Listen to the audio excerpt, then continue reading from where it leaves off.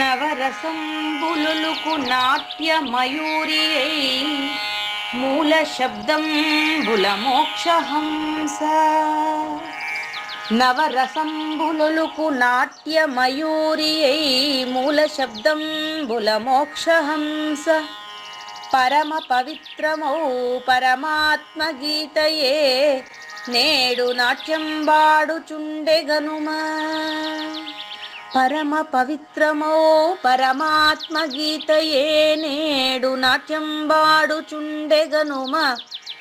మునిరతనార్యులు మోదిల్లు శిష్యుండు, మునిరతనార్యులు మోదిల్లు శిష్యుండు సహజాచలుని కంఠ శబ్దరీతి. అజ్ఞానతిమిరంబులంతంబుజేయ అనాదిబోధను వినుము ఆర్యులార. అజ్ఞానతిమిరంబులంతంబుజేయ అనాదిబోధను వినుము ఆర్యులార. వినుము ఆర్యులార. తెలిపే జ్ఞానేశ్వరుల్ గీతన్ దివ్య రీతి. తెలిపే జ్ఞానేశ్వరుల్ గీతన్ దివ్య రీతి. ఆణిముత్యమీ గ్రంథము అచలులార. ఆణిముత్యమీ గ్రంథము అచలులార. ఆదరించిరి గీతను అచల ఋషులు గురుని వాక్కుగా గ్రహించి గురుతుగనుడు. ఆదరించిరి గీతను అచల ఋషులు గురుని వాక్కుగా గ్రహించి గురుతుగనుడు. హరి ఓం. శ్రీ గురుభ్యో నమః. ఓం నమో భగవతే వాసుదేవాయ. ఓం నమో నారాయణాయ. ఓం నమః శివాయ. ఈ గీతా జ్ఞానాగ్ర కార్యక్రమం మొదలై నిన్నటికి 1038 రోజులైందండి. ఈ రోజు 1039వ రోజు. ఈ గీతా జ్ఞానాగ్ర కార్యక్రమం సంకల్పించి నిర్వహిస్తున్న శ్రీ విద్యాసాగర్ గురువు గారికి, శ్రీ వెంకటేశ్వర గురువు గారికి శ్రోతలందరి తరపున ధన్యవాదాలు, వందనాలు. ఈనాటి కార్యక్రమంలో పాల్గొన్న ఆత్మస్వరూపులైన శ్రోతలందరికీ కైవల్యాసనం తరపున, అలాగే శ్రీ శివరామ దీక్షితుల వారి అచల యూట్యూబ్ ఛానల్ తరపున హృదయపూర్వక స్వాగతం, వందనాలు. గురుదేవులు సహజాచల రాజయోగి శ్రీ పూజారి వెంకటేశ్వర గారిని కార్యక్రమం ఆరంభించమని కోరుతున్నానండి. సర్వము గురువుమయము, సర్వము గురువుమయము. భవరోగ వైద్యుడతడని తెలియుము, సకల విద్యల నిలయము. దక్షిణామూర్తి అతడని తెలియుము. మూగవాణి మాటను, ఈ మూగవాణి మాటను శ్రోతలు కోటలు దాటించును. గురుకృపా సిద్ధితోనే నేనెంత ఆనందముందినానో. నిజయోగి శ్రీకృష్ణుడు నిజ భక్తుడైనట్టి అర్జునుండు. వీరి సంవాదామృతం జనులార మన పాలిట అమృతం. వేదవ్యాసుడు దీనిని జనుల యద వికసించునట్లుగాను మహాభారతమందున వెలిగించి కోటి సూర్యుల వెలుగుతో. నిత్య సత్య శాశ్వతమైన పరిపూర్ణంలో లేఖన జరుగుతున్నట్లుగా మనకు తెలియబడుతున్న పవిత్రమైన శ్రీమద్ భగవద్గీత జ్ఞానేశ్వరీయ జ్ఞాన యజ్ఞంలో ఇవాళ 1039వ రోజు, అంటే 2024 జనవరి 6వ తేదీన మరి సాత్విక సుఖము భగవద్గీతల టాపిక్. ఇక్కడ కృష్ణప్రభు కందార్థాల టాపిక్ జీవుడు దేవుడు. సాత్విక సుఖము భగవద్గీత గుర్తుపెట్టుకోండి. మీరు ఎక్కడైనా ప్రశ్నలు అడగాలంటే ఈ రెండే మీకు కేంద్రం. భగవద్గీతలో సాత్విక సుఖాన్ని గురించి తెలుసుకోబోతున్నాం. పైగా ఇది అల్టిమేట్ అని కూడా చెప్పాను మీకు. భగవద్గీత 40 శ్లోకాలకి దాదాపుగా సమాప్తం కావస్తుంది. అందుకని సాత్విక సుఖం అక్కడ ఎట్టుంటుందో తెలుసుకోవాలంటే ముందుగా జీవుడు దేవుడి గురించి తేడా తెలుసుకోండి అయ్యా అని చెప్పి కృష్ణ ప్రభు నేరుగా మీకే చెప్తున్నాడు. అది జీవుడు దేవుడు ఇక్కడ టాపిక్, సాత్విక సుఖము అక్కడ టాపిక్. అవును. జీవుడు దేవుడిని గురించి స్పష్టంగా తెలియజేసేటటువంటి ఎంత ఇది 162వ కందపద్యంతో శ్రోతలందరికీ సాదర స్వాగత సుమాంజలి. శ్రీ గురుభ్యో నమః. శ్రీమద్భాగవత కృష్ణదేశిక ప్రభులు రచించిన 292 కందార్థ దరువులు సంపూర్ణంగా జ్ఞానయజ్ఞంలో రోజుకొకటి చొప్పున వ్యాఖ్యానించబడిన విషయం శ్రోతలకు విదితమే. ఈ కందార్థ దరువులను రచించిన 19 సంవత్సరాల వరకు అవి ముద్రణకు నోచుకోలేదని, వాటిలోని నిగూఢ భావాలను మరింత స్పష్టం చేస్తూ రచయిత క్షరాక్షరోపాధి ద్వయదోషరహిత పరమతత్వ కందములు 261 రచించారని, తదుపరి సద్గురు శుభాశీస్సులతో ఈ రెండూ కలిపి ఒకే పుస్తకంగా ముద్రించారని పెద్దలు చెప్పగా విన్నాం. పుస్తకం ఇప్పుడు మన భక్తులతో చాలా మంది దగ్గర ఉంది. ఈ కందపద్యాలు భగవద్గీతకు ఉత్తర గీత వలె సద్గురు భక్తులకు కందార్థ దరువులలోని ఎన్నో సమస్యలకు సమాధానమై విలసిల్లుతోంది. ఎంతో ఉపయోగకరమైనటువంటి ఈ కందపద్యాలను రోజుకు ఒక్కొక్కటి చొప్పున వివరించాలని అడిగిన ప్రత్యక్ష శ్రోతల కోరిక మేరకు జ్ఞానయజ్ఞంలో శ్రీకృష్ణ పరమాత్మ సందేశానికి ముందే ప్రతిరోజు కృష్ణ ప్రభువుల దర్శనం మహద్భాగ్యంగా భావిస్తూ ముందుకు వెళదామా? దేవుడు తెమ్మనునా జీవుడు లేదనుచు మదిని సిడిముడి పడునా, భావమున తెలిసి ఇద్దరు నానా విధమున నడువవలయును అందరు మెచ్చన్. ఇక్కడ నానా విధమున నడువలయు గమనించండి. టాపిక్ వచ్చి జీవుడు దేవుడు. ఇక్కడ మాత్రం నా విధంగానే ఉందండి. దీంట్లో మన దాంట్లో కరెక్టే అండి. అదే చెప్తాను, ఎక్స్ప్లెయిన్ చేస్తాను. ఇద్దరును నిజానికి నానా విధమున అంటే జీవుడు గాను దేవుడు గాను అని అర్థం అండి. అది నా విధముగా అంటే అచల పరిపూర్ణుడు ప్రవర్తించిన ప్రవర్తన విధంగా నడవండి అని అర్థం. మీరు చెప్పింది కరెక్టే, ఆమె చెప్పింది కరెక్టే. విషయం ఏంటంటే ఇప్పుడు ఇందాక ఒక క్లాస్ లోనే ఒక ఆడి ఇప్పుడే జస్ట్ పెట్టారు ఆయన, అది ఆడియో చాలా మంది విని ఉండొచ్చు. విషయం ఏంటంటే ఇక్కడ అది కూడా అవసరం అయిందండి. శిశుపాలుడు అక్కడ శ్రీకృష్ణ పరమాత్మకు జరుగుతున్నటువంటి అగ్రతాంబూలంలో, అక్కడ ధర్మరాజు గారు చేస్తున్నటువంటి యజ్ఞంలో శ్రీకృష్ణ పరమాత్మకు అగ్రతాంబూలం ఇవ్వడం శిశుపాలుడికి ఇష్టం లేదు. అవును, శిశుపాలుడే జీవుడండి. శిశుపాలుడే జీవుడండి. శిశుపాలుడు జీవుడు, కృష్ణ పరమాత్మ దేవుడండి. అవును, ఇద్దరు ఉపాధి సహితంగా ఉన్నట్టు మనకు తెలుస్తుందండి. దాని అంతరార్థం గమనించండి. జీవుడు దేవుడు టాపిక్ లో ఎందుకు ఇప్పుడు అది తేవాల్సి వచ్చిందంటే, నేను మీకు ఆల్రెడీ పెట్టానే, ఎందుకు మళ్ళీ దాని పట్ల పోతారు? అక్కడ కూడా చాలా చేది దేశ యువరాజా నువ్వు సాలించు అది ఇది చెప్తూ ఉంటారు. జ్ఞానయజ్ఞంలో ప్రత్యక్ష శ్రోతలందు ఎందుకు అట్టెందుకు పోతారు? నేనేం పెట్టాను మీకు బాగా గమనించండి. ఇటువంటి తిట్లు ఇంకా 99 ఆడియోలు ఆయన్ని తిట్టమని చెప్పండి అని చెప్పిన నేను. ఆయన్ని గ్రూప్ లో కలిపి ఇటువంటి తిట్లు ఇంకా 99 ఆడియోలు పెట్టమని చెప్పండి. అక్కడ శ్రీకృష్ణ పరమాత్మ సుదర్శన చక్రంతో సంహరించాడు.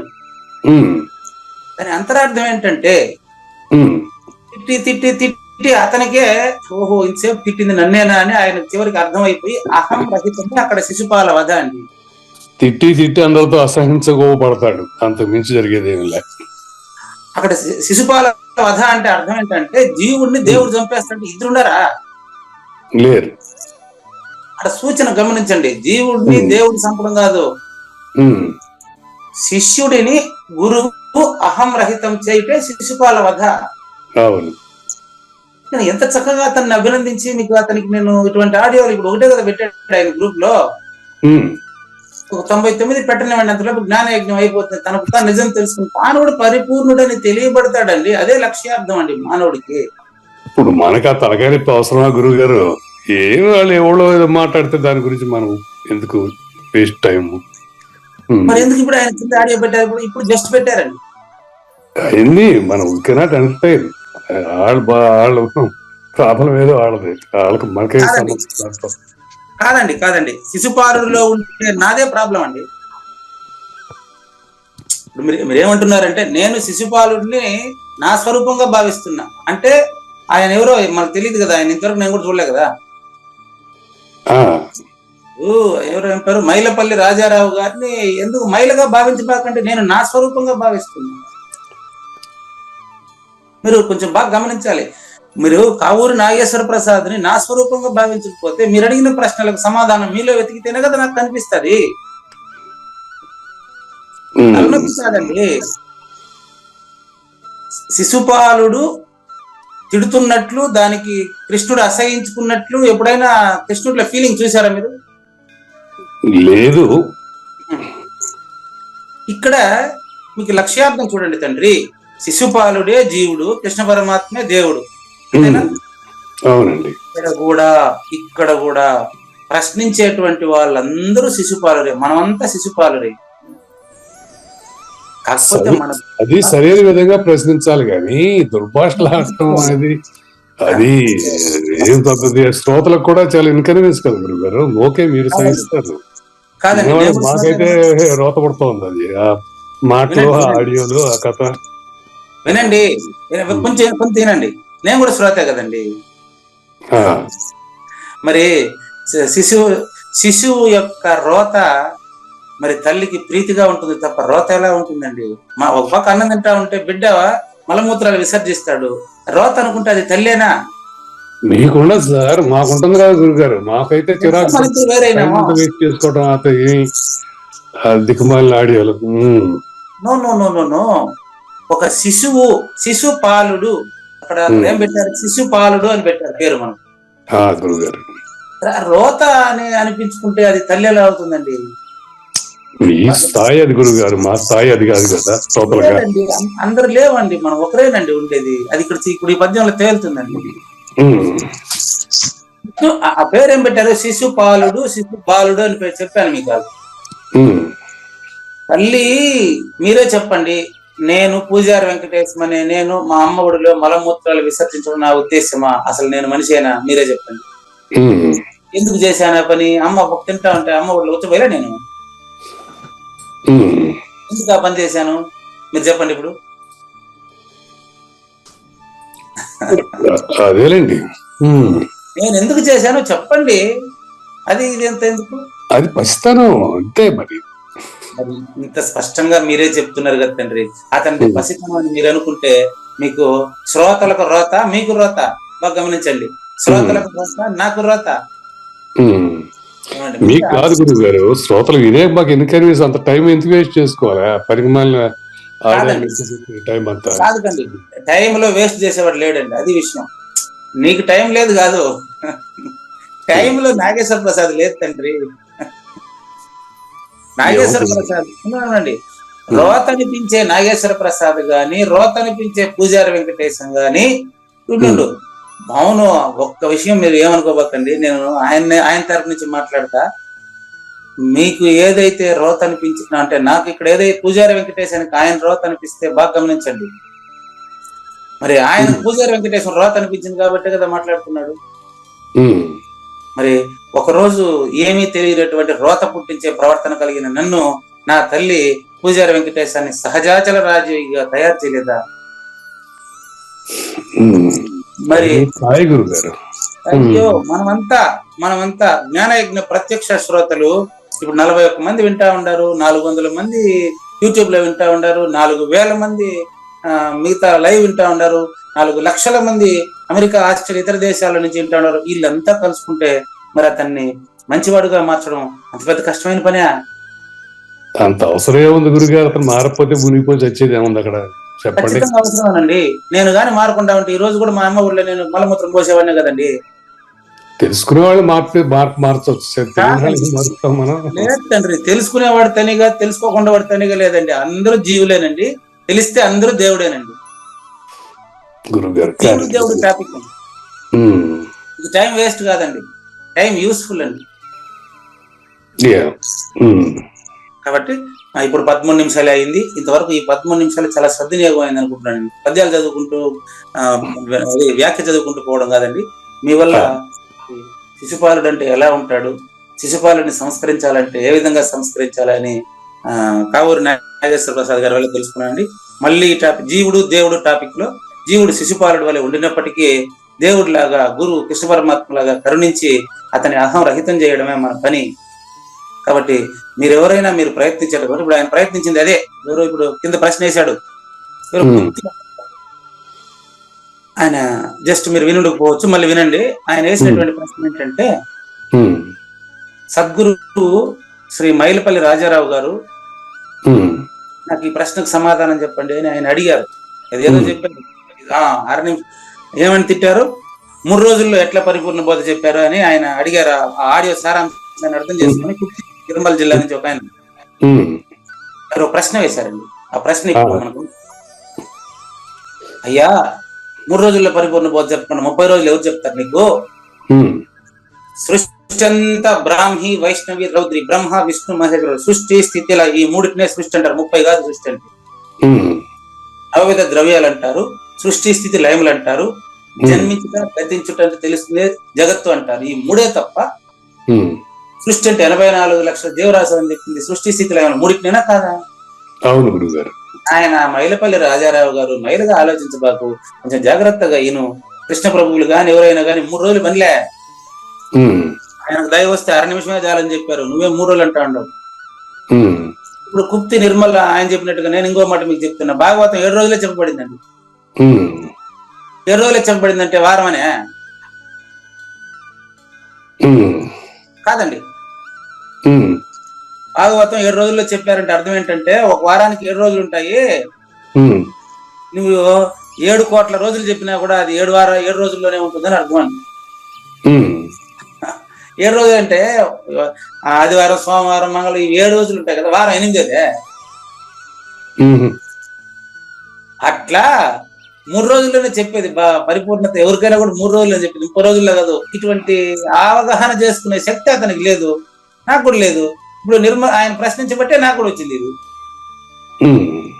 ఇప్పుడు మీకు లక్ష్యార్థం క్లియరా? లక్ష్యార్థం క్లియరే గానీ గురుగారు దాన్ని నాకు ఓకే గురుగారు. గురుగారు మీరు ఎందుకు ఇప్పుడు ఆయన అంత గట్టిగా మనసులో పెట్టుకుంటారు? మనసులో పెట్టుకోవట్లేదు గురువు గారు, మన సొంతం ఎందుకు అంటున్నా నేను. మనం దాన్ని ఊకే ఎంకరేజ్ చేసుకుంటూ పనికి మళ్ళీ ఆడియాలు వింటూ మన టైం ఎందుకు వెయిట్ చేసుకోవాలి? మనం ఏదో మన సంగతి ఏదో మనం చూసుకోవాలి తప్ప. కాదండి, మన టైం వేరు ఆయన టైం వేరు కాదండి. టైంలో మనం అంతా ఒకటేనండి. ఏమంత ఓపిక మాకైతే లేదు గురువు గారు. అదే మన టైం వేస్ట్ చేసుకోవడం, అతని వల్ల వృధా చేసుకోవడం అట్లాంటివే ఉండదు. 6 గంటలకు జ్ఞాన యజ్ఞం ప్రారంభమైంది. మీరు అడిగే ప్రశ్నకు సమాధానం చెప్పడంతోనే జ్ఞాన యజ్ఞం పూర్తి అవుతుంది అనుకుంటాను తప్ప, నేను ఆ డేట్లు ఇవన్నీ చెప్పడం ఫార్మాలిటీనే తప్ప నా టైం అని నేను ఏ రోజు ఇంతవరకు 1039 రోజులు ఏ రోజు నేను అనుకోలేదండి. ఏ రోజు అయినా కూడా కావూరి నాగేశ్వర ప్రసాద్ ప్రశ్నకు సమాధానం చెప్పడం నా పని. గురుగారు నేను అడిగే తీరులో అడుగుతా గానీ మిమ్మల్ని ఒప్పించే విధంగాను దూషిస్తూ నేను ఎప్పుడైనా మాట్లాడాను గురుగారు? నేను ఎప్పుడైనా పదాలు వాడానా మీకు? మీరు నాకు తెలుసా 3 ఏళ్లలో ఎప్పుడు మీరు డైరెక్ట్ గా ఎరగరు కదా. మీరు నేనైతే చూసా గానీ మీరైతే నన్ను ఎరగరు కదా. మరి అయినా కూడా నేను ఎప్పుడైనా అట్లా మాట్లాడటం జరిగిందా? అవునండి, అట్లా మాట్లాడే వాళ్ళని మార్చగలిగే శక్తి కూడా మీకే ఉందండి. అంటే మీలో ఉండే నాకే ఉందండి. రత్నాకరుడు వాల్మీకిగా మారలేదా? నరేంద్రనాథుడు మరి స్వామి వివేకానందగా మారలేదా? మరి శివాజీ ఛత్రపతి కాలేదా? మైలపల్లి రాజారావు మరి నిర్మలమైనటువంటి నిర్మలాతీత సద్గురువుగా అవుతాడు కదా. ఎప్పుడో ఒకప్పుడు పేరు పెట్టుకున్నాడు కదా. ఏం మీకు తొందర? పేరు పెట్టుకుంటే మరి అయ్యి ఉండాలి. ఇప్పటికి అయ్యి ఉంటే ఇలా ఆడియోలు పెడతారా వాళ్ళు? మరి అట్లా అవ్వాలని కావూరి నాగేశ్వర ప్రసాద్ దిద్దుతున్నాడు కదా. మధ్యలో మనకు వచ్చిన తంట ఎందుకు? మేమేం దిద్దట్లేదు గురువు గారు, దిద్దే అంత అర్హత మాకు లేదు. ఇప్పుడు ఇంతసేపు మీరు ఆయన్ని దిద్దారు, ఆ విషయం మీకు తెలియదు. తల్లి లే ఇప్పుడు చూపిస్తా మీకు ప్రత్యక్ష ప్రమాణం. సహజాచల రాజయోగి అనేటువంటి యొక్క శరీరాన్ని పూజారి వెంకటేశము ఆ రోజు నాకు పేరు పెట్టినప్పటి నుంచి, మా అమ్మ నాయన పేరు పెట్టినప్పటి నుంచి నేను పనికిరాని పనులు చేసేవాడిని, దుర్మార్గ పనులు చేసేవాడిని. కానీ ఈ రోజు నన్ను ఈ విధంగా తయారు చేశారు అంటే మరి అది మాతృదేవోభవ, పితృదేవోభవ, ఆచార్య దేవోభవ. నా తల్లి, తండ్రి, గురువు ముగ్గురున్నారా? ఈ ముగ్గురు కూడా సాక్షాత్తు భగవత్ తత్వం ఏదైతే అనుకుంటున్నామో, ఏదైతే ఉందో అది నాకు తెలియదు, కానీ చెప్పబోతున్నాను. ఆ భగవత్ తత్వమే వచ్చి కాకతాళీయంగా మరి వెతకబోయిన కాలికి తగిలినట్లుగా మీరే చెప్పండి. నిన్నంతా మనకు తమిళనాడు రాష్ట్రానికి చెందినటువంటి అవధూత కేంద్ర పీఠాధిపతులు ముగ్గురు 3 పీఠాలకు చెందిన వాళ్ళు జ్ఞానయజ్ఞం జరిపించారు, అవునా? స్వామివారు. ఈ రోజు మరి కేంద్రపీఠం ఆంధ్రప్రదేశ్, మళ్ళీ పక్క రాష్ట్రం ఆంధ్రప్రదేశ్ లో కేంద్రపీఠంలో ఉండేటువంటి ఆ యొక్క లక్ష్మీనారాయణమ్మ సేవకులంతా వచ్చేసారు. వాళ్ళు ఇట్లా పోయినారు, వీళ్ళు ఇట్లా వచ్చినారు. గుర్తుపెట్టుకోండి, వాళ్ళు ఇట్లా బస్ ఎక్కితే ఈ పక్క నుంచి ఆంధ్రప్రదేశ్ నుంచి ఇట్లా వచ్చినారు. సద్గురు నిలయం ఇంత దగ్గరగా ఉంటుంది, వీళ్ళకి తెలియదంట. మరి అక్కడ కనపడ్డారు, అమ్మా మీరు లక్ష్మీనారాయణ ఆశ్రమంలో ఉండేవాళ్ళు కదా? అవునండి, మేము ఇంతమంది వచ్చాము, రండి నేరుగా సద్గురు నిలయానికి ఉన్నారండి. మరి నిన్నటి నుంచి వీరు మరి స్పష్టంగా మరి జ్ఞానం జరిపించడానికి అవధూత స్వామి నిన్న వాళ్ళని పంపించి ఈ రోజు వీళ్ళని పంపించారు. రేపు ఎవరు పంపిస్తారు నాకు తెలియదు. విజయవాడ నుంచి వచ్చారు విజయవాడ కేంద్రపీఠం నుంచి మరి మంచిరాజ శ్రీనివాసమూర్తి గారి శిష్యులు, మరి అవధూత స్వామి శిష్య పరంపర వీళ్ళంతా వచ్చి ఈ రోజు మరి జ్ఞాన యజ్ఞాన్ని జరిపిస్తున్నారు. మన చేతిలో ఏముంది చెప్పండి? వాళ్ళకి తెలుసా రే సద్గురు నిలయానికి వస్తామని? నాకు తెలుసా? కాబట్టి వాళ్ళు ఎవరు వచ్చినప్పటికీ ఒకరోజు మలమూత్రాలతో ఉన్న మైల పంపనే ఈ రోజు పరిశుభ్రంగా స్నానం చేసి పూజ చేసి దీపం పెట్టి పవిత్రంగా 10 మందితో మాట్లాడేటువంటి నేర్పు వచ్చిందంటే ఇది తల్లి, తండ్రి, గురువు ఈ ముగ్గురు పెట్టిన భిక్షే కదండి. అంతే, గురువు లేకుండా ఎక్కడ సాధ్యం అండి.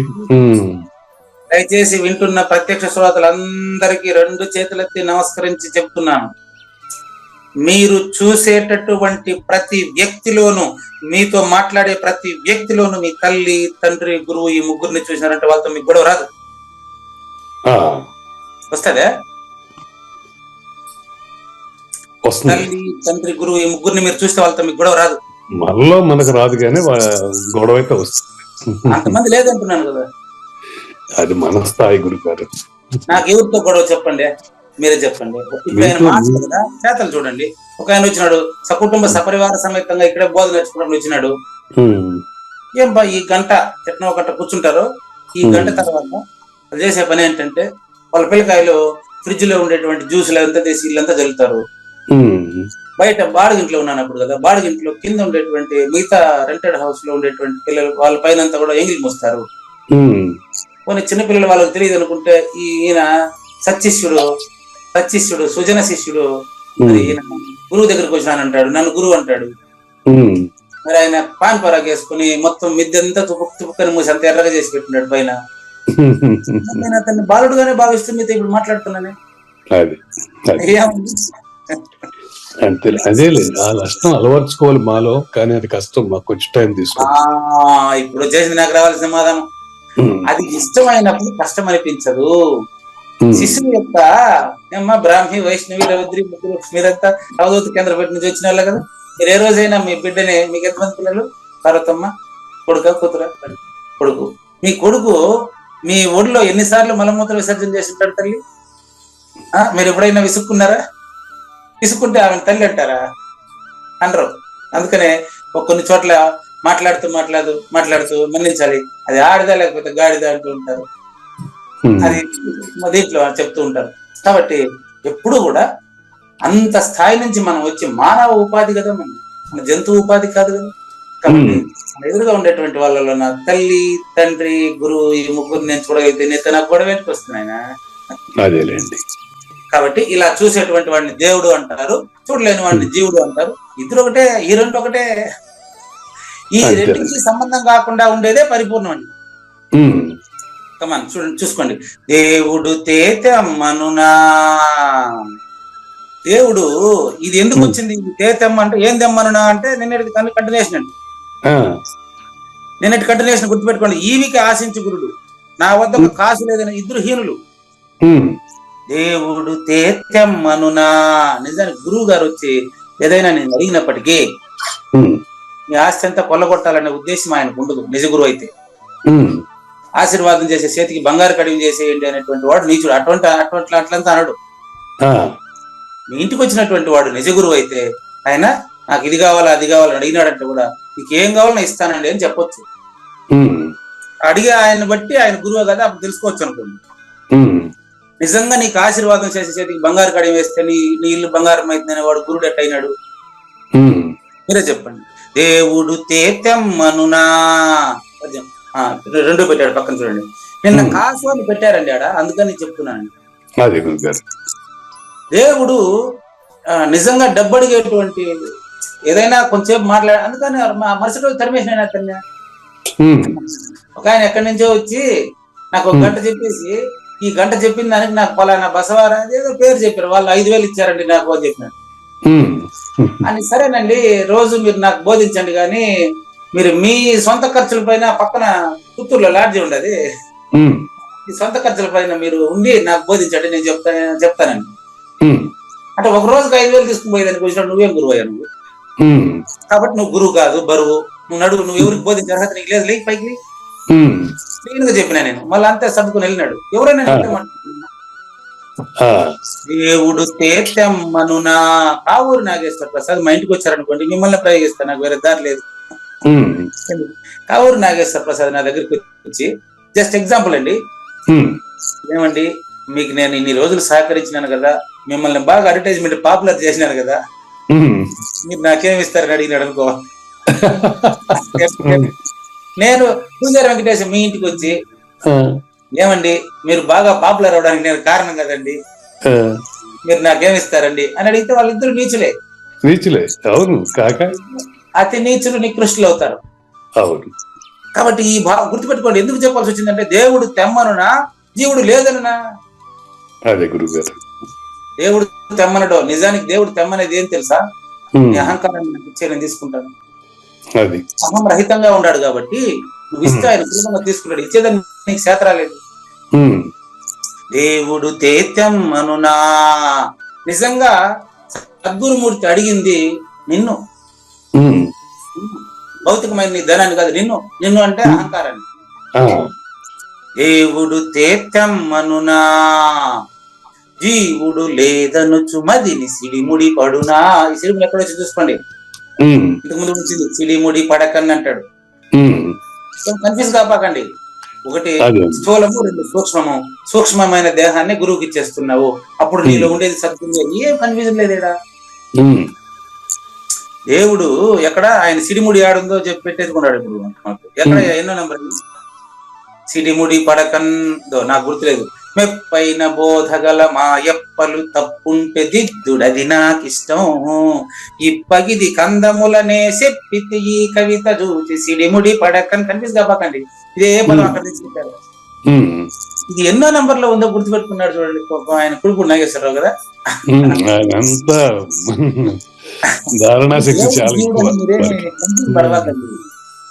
దేవుడు సెకండ్ పర్సన్, జీవుడు థర్డ్ పర్సన్ అండి. ఫస్ట్ పర్సన్ నువ్వేనండి, రెండోది లేదు నీకు. అప్పుడు నీకు రోత పుట్టేది కానీ ప్రీతి కలిగేది కానీ 2 ఉండదండి. అది సాత్విక సుఖం, భగవద్గీతలో చెప్తారు. దానికి కృష్ణ పరమ ప్రిపేర్ చేస్తే కృష్ణ పరమాత్మ ఎక్స్ప్లెయిన్ చేస్తారు. మళ్ళీ ఇక్కడికి వచ్చేసేయండి.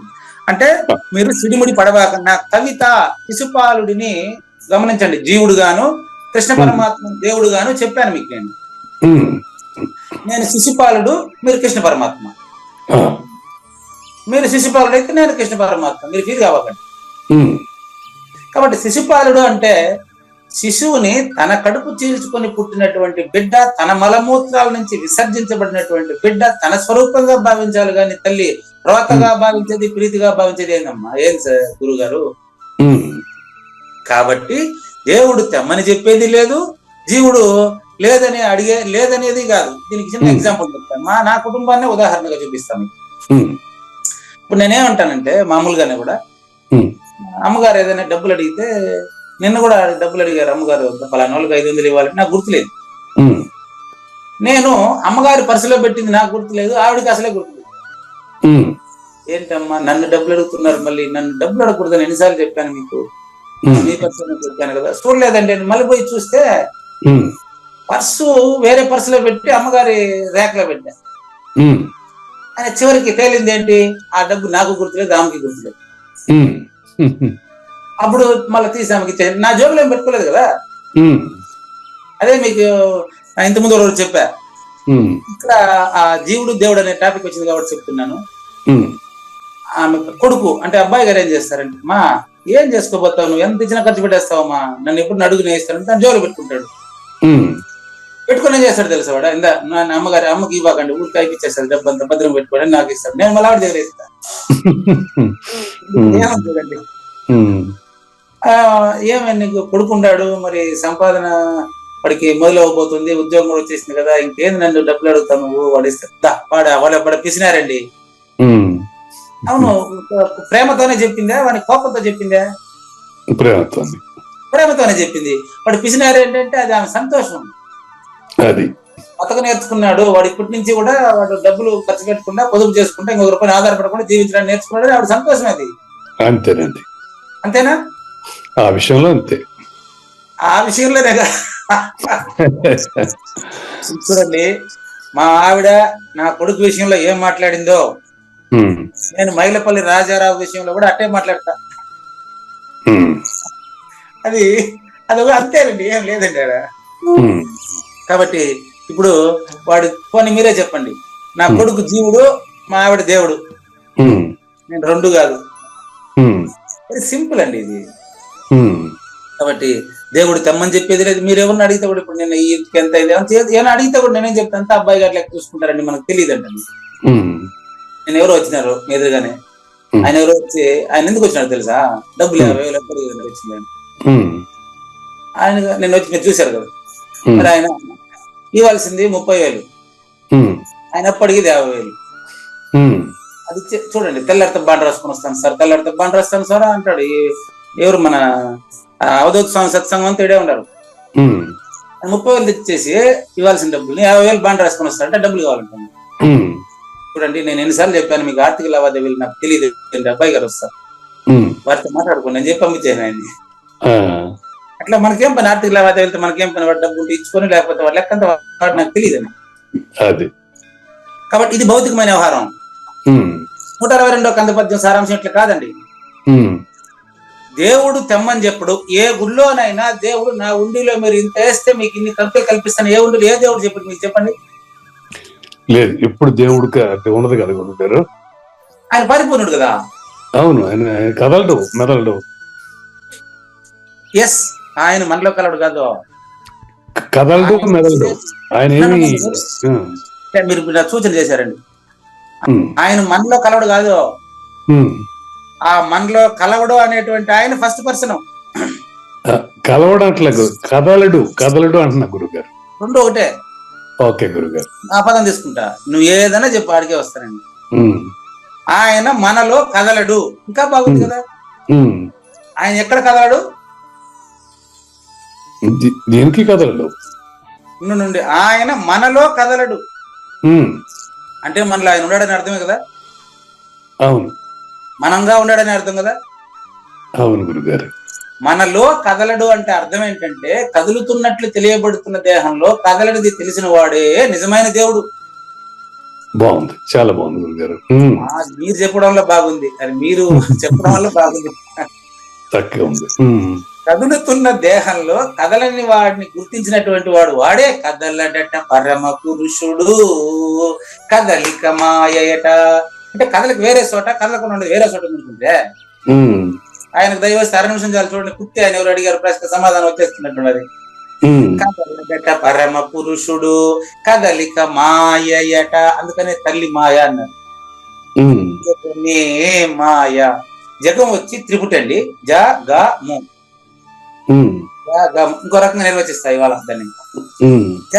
జన్మించినట్లు, గా గతించినట్లు తెలియబడుతున్నప్పటికీ ములుగుచ్చ సందు లేకుండా ఉండే దైవం ఏదైతే ఉందో ఆ దైవంలో జగం లేదు. జగమే మాయ, అందులో నీ బతుకే మాయ, వేదాలలో సారము ఇంతేనయ్యా, ఈవి ఇంతే, ఈవికి ఆశించు గురుడు.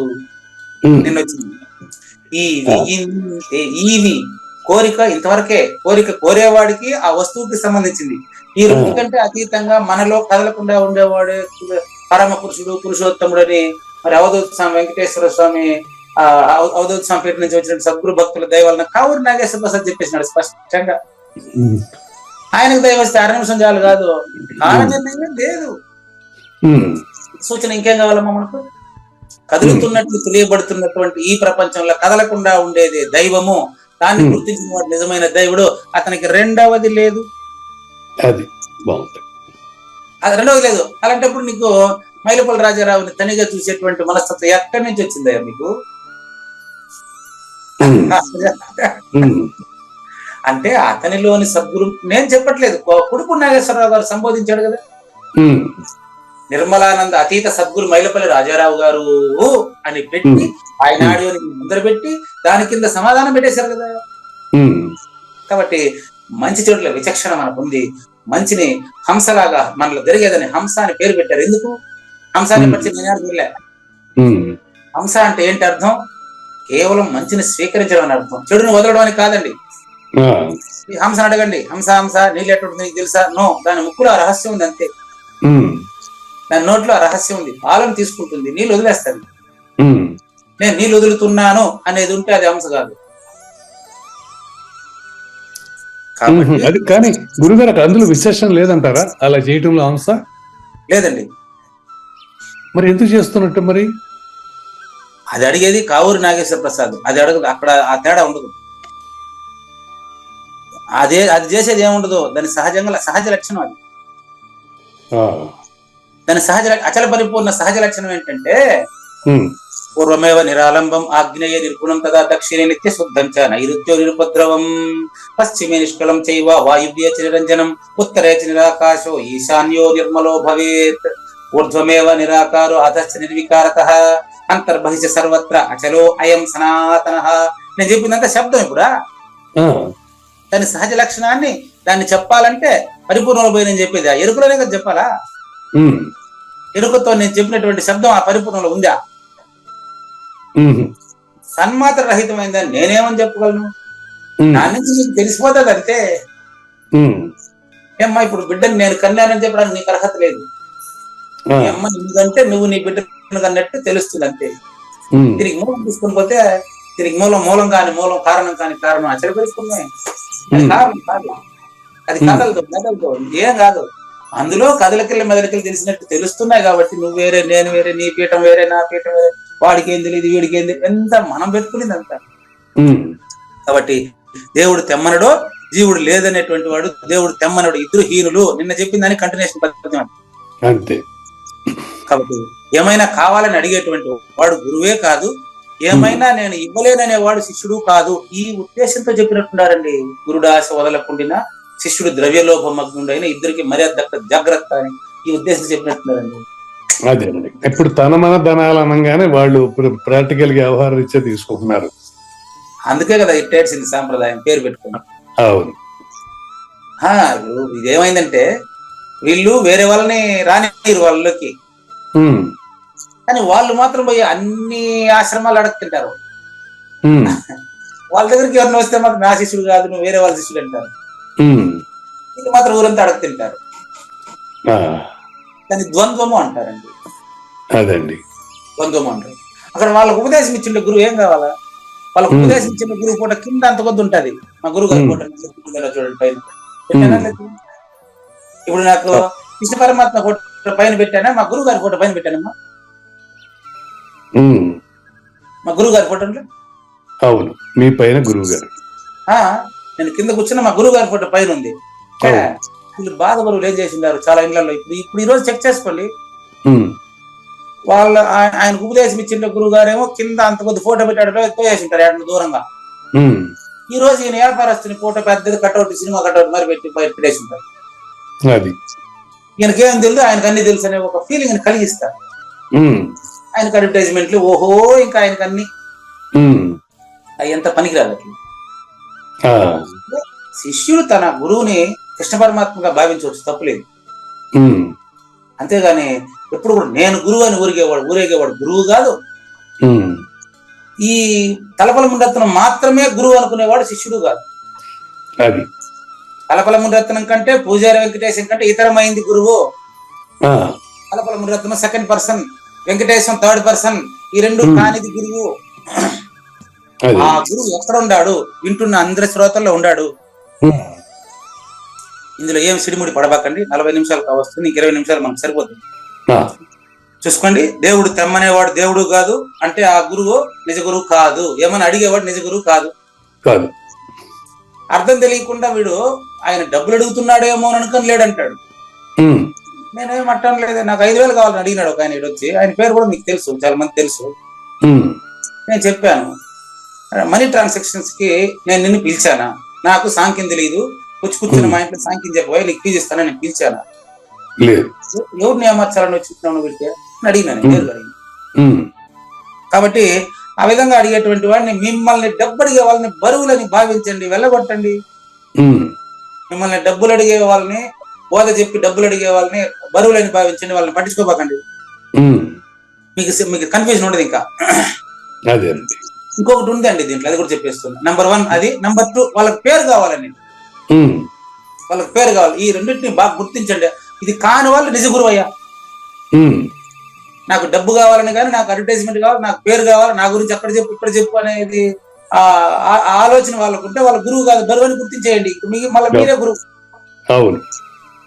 Very clear. కాబట్టి ఇట్లా ఏమి మీరు కన్ఫ్యూజ్ పెట్టుకోబోదండి. భావమున తెలిసి ఇద్దరు నానా విధమున నడవకుండా నా విధమున నడవండి.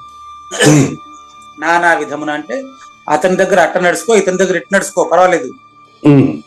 మైలపల్లి రాజారావు మీకు ఫోన్ చేస్తే మైలపల్లి రాజారావు గారి దగ్గర అతనికి అనుకూలంగా నడుచుకో. సద్గురుమాత నారాయణమ్మ ఫోన్ చేస్తే ఆమెకు అనుకూలంగా నడుచుకో. పుడుపూడి నాగేశ్వరరావు గారు ఫోన్ చేస్తే ఆయనకు అనుకూలంగా నడుచుకో. కానీ నడవకుండా ఉండేవాడు నువ్వు అని తెలుసుకో. అది బాగుందండి. కాబట్టి ఇద్దరు నా విధమున నడువవలయును, నా విధము ఏకం శరణం వ్రజ, పురుషోత్తముడైనటువంటి నా విధమున. పూజారి వెంకటేశ్ విధం కాదు, ఉత్తమ పురుషుడు ఫస్ట్ పర్సన్ లో జీవిస్తున్నట్టుగా ఇద్దరు నా విధమున నడవలే. అప్పుడు అందరూ మెచ్చన్, కృష్ణ పరమాత్మని అందరూ మెచ్చినారు కదా అంటే అర్థం ఏంటి? సుదర్శన చక్రంతో అహంకారాన్ని ఖండించాడు. ఆ చక్రం పేరేం పేరు? సుదర్శన చక్రం. సు అంటే మంచి, అది సుదర్శన చక్రము. స్వదర్శన చక్రము నీలో ఉండే నీకు సంబంధించిన మంచిని నీకు తెలియజేసి నీలో ఉండే అహంకారాన్ని తొలగించడమే సుదర్శన చక్రంతో మొసలిని ఖండించడం గాని, శిశుపాలుడిని ఖండించడం గాని అదొక పాత్ర, అదొక ఉపకథ. అదొక ఉపకథ. శిశుపాలుడు శ్రీకృష్ణ పరమాత్మ కథ ఒక ఉపకథ. అది సింబాలిజం, దాని అర్థం ఇది. సద్గురుమూర్తి త్రిమూర్త్యాత్మక స్వరూపుడై మనకు కనిపిస్తాడు. సృష్టి స్థితి లయలుగా బ్రహ్మ విష్ణు మహేశ్వరులుగా మనకు కనిపిస్తాడు. ఆయన కాదమ్మా. గురు బ్రహ్మ, గురు విష్ణు, గురుదేవో మహేశ్వర కాదు నాయన. అంతే కాదు, అంతే సరిపోదు. గురు సాక్షాత్తు పరబ్రహ్మ, పరిపూర్ణమే నాకు చావు పుట్టుకలలో ఉండే ఒక దేహం ధరించి వచ్చి చెబుతున్నాడు. అప్పుడు నువ్వే గురువు. ఇక సరిపోయిందా? అవును గురువు. నా విధమును నడవలయు, పరిపూర్ణుడుగా జీవితం కొనసాగించాలి. ఆ స్పర్శయోగం పాటించాలి. మీరు ఎట్లా పాటించాలనో సాత్విక చెప్పండి ఆ పేరు. సుఖం, సాత్విక సుఖం మొదట చెప్పారు కదా, అది సాత్విక సుఖంలో తెలుసుకుందామా? రచయితకు ధన్యవాదాలు తెలియజేస్తూ 18 నిమిషాలు సాత్విక సుఖం గురించి తెలుసుకుని అట్లాగే రాజస సుఖాన్ని కూడా చూస్తాం. రచయితకు ధన్యవాదాలు. వచ్చి మీరు జ్ఞానేశ్వరి భగవద్గీత తీసుకోండి. నిన్న సింపుల్ గా చెప్తాను. ఎత్త దగ్గరే విషమివ పరిణామే అమృతోపమం తత్సుఖం సాత్వికం ప్రోక్తం ఆత్మబుద్ధి ప్రసాదజం. నిన్న శ్లోకం అండి, 37వ శ్లోకం. దాని భావం చెప్పుకుంటున్నాం. ఏదైతే ప్రారంభంలో కష్టంగా అనిపించినప్పటికీ, నేను చెప్పే మాటలు మీకు ప్రారంభంలో చాలా కష్టంగానే అనిపిస్తాయి. అచల పరిపూర్ణ ప్రబోధం కటుగానే ఉంటుంది. ఎందుకంటే మనం తన్మాత్రలకు అలవాటు పడ్డాం కదా. తన్మాత్రలకు భౌతికమైనటువంటి నామరూపాలకు మనం అటాచ్ అయి ఉన్నాం కాబట్టి పరిపూర్ణ ప్రబోధ అనేది అలిప్తమైన బోధ కాబట్టి మరి అది నిరాకార నిర్వికార నిరామయమైనటువంటి దాన్ని ప్రత్యక్ష ప్రమాణంగా చేసే బోధ కాబట్టి మీకు ప్రారంభంలో కష్టంగా ఉంటుంది. కాబట్టి ప్రారంభంలో కష్టంగా ఉన్నప్పటికీ పోను సుఖంగా హాయిగా నువ్వే పరిపూర్ణుడని తెలిసేటటువంటి విధం కాబట్టి ఇది అటువంటి సుఖం ఆత్మబుద్ధి ప్రసాదం నీలోనే పరిపూర్ణత నీకే తెలియబడేటువంటి ప్రబోధ ఇది అనేది సారాంశం అండి. ఈ పుస్తకాల్లో దొరకదు, గురువాక్యం ద్వారానే తెలుస్తుంది. ఉదాహరణ, జీవుడు దేవుడు చక్రవాక పక్షుల జంట లాంటి వారు గురువు శిష్యులు. ఇక్కడ నుంచి చెప్తున్నానండి ఈరోజు పైన పెట్టాడు. చక్రవాక పక్షుల జంటలో ఒకదానితో మరొకటి విడదీస్తే అది కుదరదు. ఇప్పుడు చెప్తాను మీకు. చక్రవాక పక్షుల్లో చెప్తాను, ఇందుకు చక్రవాక పక్షి అంటే ఏం చెప్తాను మీకు. ఏడున్నారు, ఏ ఊర్లో ఉన్నాయి కానీ చూసిరే. సింబాలిజం అండి, సింబాలిజం. మీరు గురువు లాంటి, నేను శిష్యుడు లాంటి. ఒకరు అంటే గురువు భార్య లాంటి, శిష్యుడు భర్త లాంటి. గురువు భర్త లాంటి, శిష్యుడు భార్య లాంటి. బాగా గుర్తు, చాలా ఇంపార్టెంట్, గుర్తుపెట్టుకోండి. చక్రవాక పక్షులు, చకోర పక్షులు, చాతక పక్షులు అన్ని చేతనే వస్తాయి. ఏమీ లేవండి, గుర్తుపెట్టు. ఉదాహరణకు తెచ్చిన పక్షులు కవి సమయాలు ఇవి. చక్రవాక, చకోర, చక్రవాకము, చకోర, చాతకం. చకోర పక్షి అనే దాన్ని ఎందుకు పెట్టారంటే శిష్యుడు సద్గురుమూర్తి సూచనకు భక్తితో ఎదురు చూడాలి అనే దానికి అది పెట్టారు. భక్తితో ఎదురు చూడాలి చకోరం. ఎందుకంటే అట్లా అది చకోర పక్షి ఉందంట. పౌర్ణమి నాటి వెన్నెలను ఆస్వాదించి తృప్తి పొందుతుందట. అంటే పౌర్ణమి నెలకు ఒకసారే వస్తుంది కదా, కాబట్టి ఆ విధంగా సద్గురుమూర్తి మనకి ఎప్పుడు వస్తాడని ఎదురు చూడాలా చంద్రిక చకోర పక్షి లాగానే కవి సమయాలు వర్ణించేశారు. అట్లా చక్రవాక పక్షి వచ్చి సూర్యుడికి చిహ్నంగా చెప్తారు. సూర్యుడికి చిహ్నంగా అది చెప్తాను. కాబట్టి ఇంకోటి, వర్షం వచ్చినప్పుడు మనం చాలా జాగ్రత్తగా ఉండాలనే ఉద్దేశంతో వర్షం వచ్చే నీళ్ళనే తాగుతుందంట చాతక పక్షి. వర్షం నీరే తాగుతుంది చాతక పక్షి. వర్షం వస్తే పక్షి తెలిసిపోతారు కదమ్మా. అంటే కవి సమయంలో చాతక పక్షి అంటే వర్షం వస్తే ఆ నీళ్లు మాత్రం డైరెక్ట్ గా తాగుతుందట, మిగతా నీళ్ళంతా తాగదంట. అర్థం ఏంటంటే అవకాశాన్ని సద్వినియోగం చేసుకోండి అని చెప్పడానికి అది చెప్తాను. అది అవకాశాన్ని సద్వినియోగం చేసుకోండి, అంతేనండి, అంతే. ఇక్కడ గురు శిష్యుల అన్యోన్య దర్శనానికి గురు శిష్యుల అన్యోన్య దర్శనమును అనన్య దర్శనంగా అపరోక్షం చేయించుటకు ఇక్కడ మనకు జ్ఞానేశ్వరి చక్రవాక పక్షుల జంట ఉదాహరణ వాడుతున్నాడు. చక్రవాక పక్షులు అంటే భార్య భర్తలు, ఇక్కడ ప్రేయసి ప్రియులు. అది లేదు అవి, కానీ ఆ శిశుపాల వదలో చూపించారు. ఏ ఉద్దేశంతో? రాధాకృష్ణ అంటే నీ 8 మంది భార్యల్లో రాధా కాదు, అదొక క్యారెక్టర్ అంతే. అది రాధా పలత్తంటారు, ఏదేదో చెప్తారు. శిశుపాలుడికి మాత్రం అట్ట కనిపిస్తుంది ఆవిడ. మీరు విన్నారు కదా, నిన్న పెట్టాడు ఆయన. ఓహో, మీరు వింటే కదా తెలుస్తుంది, ఆస్వాదించాలండి. శిశుపాలుడి యొక్క మలమూత్రముల రోతను తల్లి ఎంతో ఆస్వాదించి అతనికి సేవ చేసిందండి. ఇప్పుడు మనం మైలపల్లి రాజారావు గారిని కూడా ఆస్వాదించాలండి, అందుకని చెప్తున్నాను ఇక్కడ. కాబట్టి ఇక్కడ చూడండి, చక్రవాక పక్షులు ఒకదానికొకటి భార్య భర్తలు అవి. అసలు పక్షే లేదు విడదీసే దాడి నుంచి. నేను ఇంకా గురు శిష్యులే లేరు, వాళ్ళిద్దరిని విడదీసే దాడి నుంచి నువ్వు ఇంకా. గురు శిష్యుల అన్యోన్య దర్శనం అనన్య దర్శనానికి దారి తీయటం ఈ ఉదాహరణ. చూసుకోండి, చక్రవాక పక్షుల్లో ఒకదాన్ని ఒకటి విడదీస్తే అది ఎట్లా కుదురుతుంది? నెక్స్ట్ నెంబర్ 2, దూడని ఆవు ఎదుటి నుంచి తొలగిస్తే ఎట్లా కుదురుతుంది? నెంబర్ 3, భిక్షగాడిని అన్నపు పళ్ళెము ముందు నుంచి లేవదీస్తే తల్లికి గల ఒకే కొడుకు యమధర్మరాజుకి ఇచ్చేస్తే, అక్కడ చూడు, ఒకే ఒక పుత్రుడు కాలుని వడ ఆమె వద్ద నుంచి తీసుకొని పోబడునెడల. గమనించండి, చక్రవాక భార్య భర్తలు ఒకటి తీస్తే రెండు దానికి ఉనికి లేదు అని అర్థం అండి. అది దేవుడు జీవుడు జంట అండి ఎప్పుడు కూడా. జీవుడే దేవుడు, దేహమే దేవాలయం. అవును, అందులో పరిపూర్ణతను గుర్తెరిగేంత వరకు ఇద్దరు ఉంటారు. గుర్తెరిగిన తర్వాత రెండు ఉండదు. అంతే గురుగారు. ఒకటే ఉంటుంది. ఎక్కడ ఉంటుంది ఒకటే? రెండు కాకుండా ఒకటి ఉంటుందా? రెండు ఉన్న చోటనే ఒకటి ఉంటుందయ్యా. ఉంటుంది. రెండు ఉన్న చోట ఒకటి ఉంటుంది. అవునండి, కాకుండా ఉండవు. ఇప్పుడు జీవుడు దేవుడు అవుతాడు, దేవుడు జీవుడు అవుతాడు. పరిపూర్ణుడు ఏమీ కాలేదు, అందుకే జన్మరహితుడు. అదేనండి. శూన్యము సర్వమైతుంది, అదే సృష్టి విన్యాసం అవుతుంది. పరిపూర్ణం ఏమీ కాదు. అంతటా ఎప్పుడు ములుగు లేకుండా ఉంది. అది నువ్వు. నీకు పుట్టుకే లేదు, నీకు సాగాడింది. అట్లా చక్రవాక పక్షుల్లో ఒకదాన్ని తీస్తే రెండో దానికి ఉనికి ఉండదు. ఆవు ఎదుట దూడను తొలగిస్తే, భిక్షగాని ఎదుట అన్న పల్లెని తొలగిస్తే, ఒకే పుత్రుడు ఉంటే అతను చనిపోతే ఆమె వాళ్ళపైనే అతనికి గుర్తుంటది. చేపను నీటి నుంచి విడదీస్తే దానిపైనే ఉంటది దానికి. ఆ సమయంలో వాటికి ఎలా ఉంటుందంటే, ఏ అంతిమ సీమకు చెందిన దుఃఖము కలుగును. అట్లా జలము నెడబాయనొల్లని అనేదో ఉంది. జలము నెడబాయనొల్లని జలచరం. పదార్థం గుర్తుకోండి భారతమ్మ మీరు. జలము నెడబాయనల్లని జలచరముల రీతి. సద్గురు పాదాన్ని, సద్గురు వాక్యాన్ని, సద్గురువు చెప్పినటువంటి అచల పరిపూర్ణ సూచనను నీ మనసులో ఎప్పుడు దూరంగా మాకు గుర్తుపెట్టుకో. నీళ్ళని విడిచిపెడితే శాపం ఉందా? తల్లిని వదిలిపెడితే కొడుకుని వదిలిపెడితే తల్లి ఉంటాడా? భర్తని విడిచిపెట్టే భార్య ఉండ. ఆ సమయంలో ఈ గంటలో ఒక దాన్ని విడదీస్తే రెండో దానికి ఎంత దుఃఖం కలుగుతుందో, గురు వాక్యాన్ని విడదీస్తే నీకు జీవితాంతం అలాంటి దుఃఖాలు అనుభవిస్తావు. జాగ్రత్త. అది సూచన.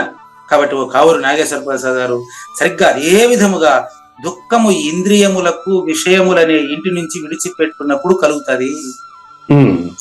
అచల పరిపూర్ణ సూచన అయ్యేటప్పుడు కూడా నీకు ఇంత కలుగుతుంది అనమాట.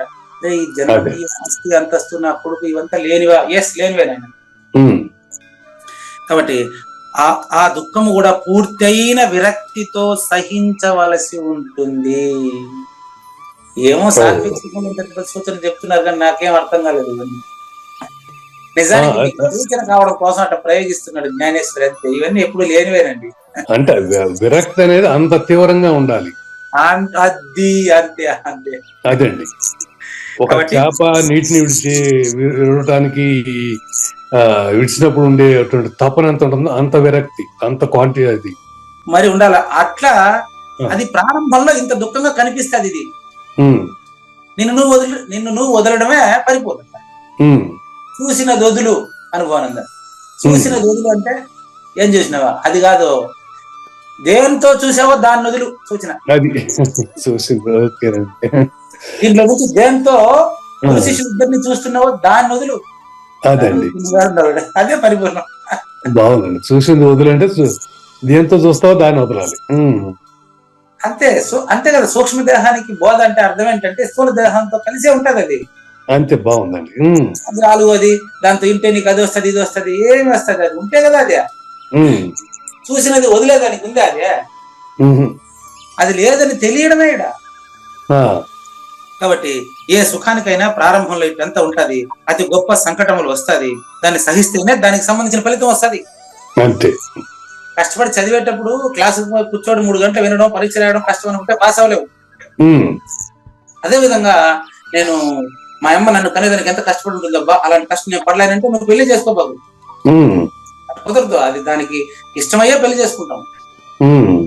అట్లా దాన్ని సహించవలసి ఉంటేనే గురువు దగ్గరికి పోండి. అంతేనండి. గురువు అవసరం లేదు. చూడండి ఇప్పుడు ఎంత క్లారిటీ ఉంది చూడండి. కాబట్టి అంతమున దాని వలన క్షీరసాగరమును మధించు సమయంలో దాని నుంచి అమృతం లభించింది అంటారు. నో, ఉదాహరణలో ఫస్ట్ వచ్చింది విషం. ఫస్ట్ విషయం. అవును గురుగారు. క్షీరసాగర మదనం అంటే మానవ జన్మ వచ్చిన తర్వాత నీ ఆలోచన నువ్వు మదించడమే క్షీరసాగర మదనం. శాంతాకారం భుజగశయనం పద్మనాభం సురేశం విశ్వాకారం గగన సదృశం మేఘవర్ణం శుభాంగం.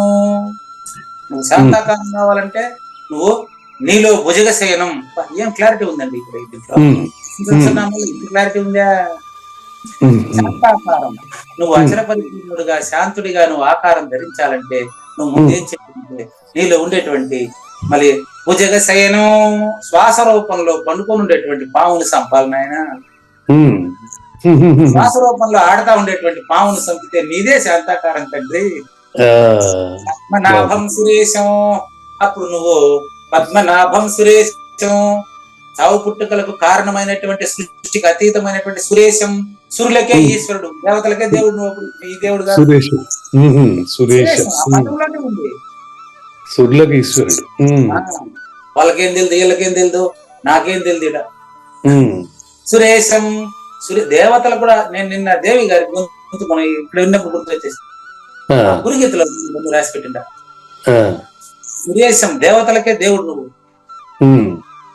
కదా. అప్పుడు కాబట్టి ఆ విధంగా రావాలంటే ఫస్ట్ ఈ కష్టాలంతా పడాలి మరి. ఇప్పుడు చెప్పండి, ఇప్పుడు జ్ఞానయజ్ఞంలో పాలు పంచుకుంటా ఉండే ప్రతి వ్యక్తి ప్రత్యక్ష శ్రోత కదా. అలాంటప్పుడు ప్రత్యక్ష శ్రోత ప్రతి ఒక్కరూ సద్గురుమూర్తి స్వరూపం కదా. 100%. ఇప్పుడు నాకు రావాల్సిన సమాధానం మీ నుండి వచ్చేసింది. ఇప్పుడు జ్ఞానయజ్ఞ ప్రత్యక్ష శ్రోతల్లో మాట్లాడే ఎవరు రోత కాదు. ప్రత్యక్ష శ్రోతలు ఎవరు అలా మాట్లాడట్లేదు గురువు గారు. ఎక్కడ మాట్లాడుతున్నారు గురువు గారు? వింటున్నారు చక్కగా, ఏమన్నా మాట్లాడుతున్నారు వాళ్ళు ఎవరన్నా? చూడండి, ప్రత్యక్ష శ్రోతలు పరోక్ష శ్రోతలు అనేది పూజారి వెంకటేశ్వర డివైడ్ చేసుకున్న 2 పనులు అంతే, కానీ అక్కడ 2 ఉండదు.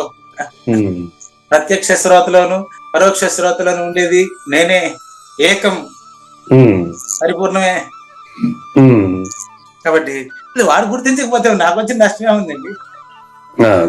బాధ్యత ఉంది, వాడిది నాదే. నన్ను ఒక్కనే శరణ పొందవా అని చెప్పా. మీరు పూజారి వెంకటేశ్వర శరణ పొంది నేనేం చేసేది? నన్ను ఒక్కడిని శరణ పొందమని చెప్పా. పూజారి వెంకటేశ్వర నేను చెప్పలేదే. మీరు అందరిలో ఉండే నన్ను శరణ పొందండి మా, అది విషయం. కాబట్టి అప్పుడు అమృతం అంటే అది దొరికే వస్తువు, నువ్వే అమృతం. ఎలా అమృతం?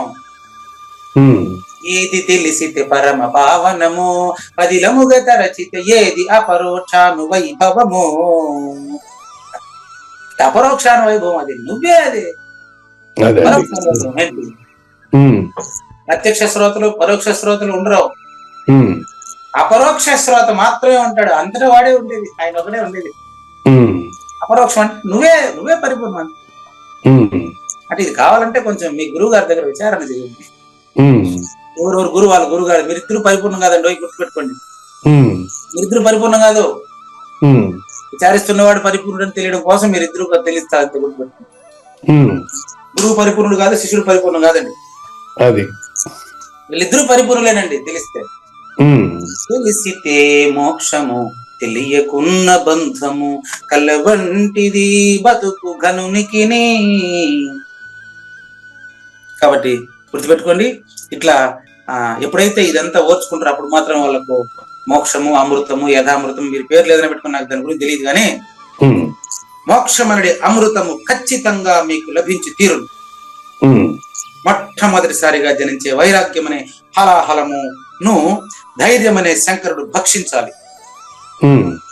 హాలాహలమే శిష్యుడు, నాలోని హాలాహలమే శిష్యుడు.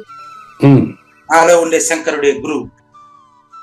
నాలో ఉండే హాలాహలాన్ని, నాలో ఉండే శంకరుడైన కలపలమురత్నం భక్షిస్తే మిగిలే నేనే ఏకం, మాం ఏకం శరణం వ్రజ.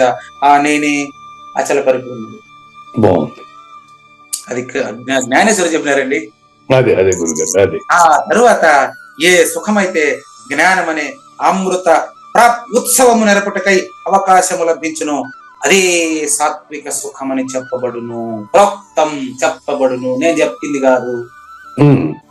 అదే సాత్విక సుఖమని పూజారి వెంకటేశ్వర చేత శ్రీకృష్ణ పరమాత్మ చెప్పినట్లు, జ్ఞానేశ్వరి వ్యాఖ్యానించినట్లు చెప్పబడుతుంది. శ్రీకృష్ణ పరమాత్మ చెప్పిన ఇదే చెప్పాలి. నా ప్రియ శిష్యుడైనటువంటి మైలపల్లి రాజారావు చెప్పిన ఇదే చెప్పడానికి గుర్తుపెట్టుకోండి. శిష్యుడు గురువు అయ్యే, గురువు శిష్యుడాయే, ఈ ఇద్దరు ఏ లేని వాళ్ళే, అంత గురువే మిగిలే. అదే సత్యం. ద్రాక్షకాయ పచ్చిగా ఉండేటప్పుడు పుల్లగా ఉంటది, అదే పండు అయితే రుచిగా ఉంటది. మలమూత్రాలు విసర్జించిన కొడుకు విధవకు రాత కనిపిస్తుంది, తల్లికి అప్పుడు కూడా ప్రీతిగా కనిపిస్తుంది. అంతేనా? అంతే గురుగారు. వెంటనే స్నానం చేసి రెడీ చేసి ముద్దు పెట్టుకుంటది, అంతేనా కాదా? అవును. ద్రాక్షకాయ పచ్చిగా ఉంటే దాని పుల్లదనం తెలుసు, కష్టంగా ఉంటది. అదే మాగినాక అది ఎంత ఎక్కువ మధురంగా ఉంటుంది. అవును. జీతం తెచ్చి కొడుకు బాగా తీసుకుంటావే, అదే అదే కదా. కొడుకు దీపం తీసి ఇచ్చేటప్పుడు నిన్ను అపురూపంగా నిన్ను కళ్ళలో పెట్టి చూసుకునేటప్పుడు నా కొడుకు నన్ను బాగా చూసుకున్నాడు అంటావు. వాడు నీ కడుపు చీల్చుకుని పుట్టినవాడే, నువ్వు కన్న బిడ్డే, వాడి మలమూత్రాలు నువ్వు కడిగిందే, నీ మలమూత్రాలు కడగడం వాడి డ్యూటీ, బాధ్యత వాడు నెరవేరుస్తున్నాడు. సింపుల్ అది. అంతేనండి, అంతే. ఇదే విధంగా ఈ వైరాగ్యాది భావములు కూడా చెప్పడానికి అంత ఇబ్బందిగా ఉన్నప్పటికీ ఆత్మజ్ఞాన ప్రకాశం వలన పూర్ణత్వం పొంది వైరాగ్యాదులతో పాటు సమస్త మాయాజనిత నామరూపాత్మకమైన ద్వైతమంతా నశించి అద్వైతము సిద్ధించి మహాద్వైతంగా ప్రతిపాదన చేయబడును. సముద్రంలో కలిసిపోయిన గంగా నదికి నది ఉనికి లేదు.